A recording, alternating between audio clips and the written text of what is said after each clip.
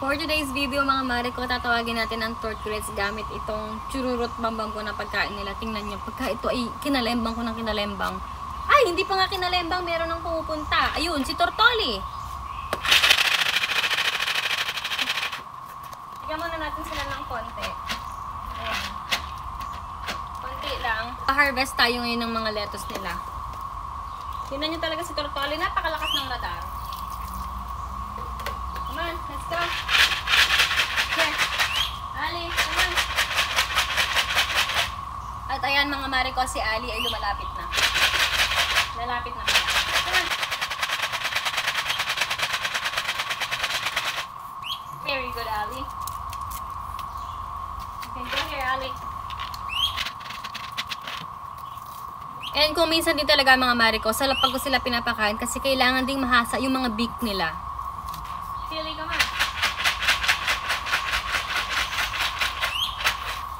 At ayan mga mare ko, si Tilly ay pupunta ba o uwi ng payaman siya? Here, Tilly! Tawagan natin si Tortili. Come on here. Come on. Let's go, Tilly. Tawagin mo Eri si Tilly. Come on, Tilly. Good boy, Tilly.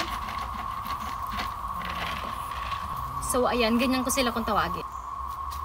At dito mga mare ko, kukunin na natin tong mga lettuce na to. I think ikakat ko na lang siya, babalik naman din siya ulit. Or tutubo naman din siya ulit. Ayan.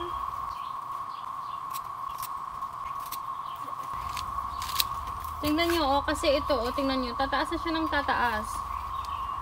Ayoko namang magpatubo ng seeds. I'm good with seeds. Ayan, ganyan na lang.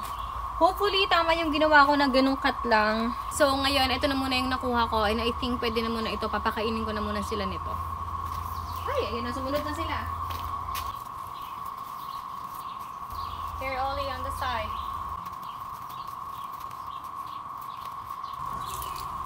Ayan, si Tortoli, si Tortili, and si Tortali. Yan na yan mga mare ko, round 2.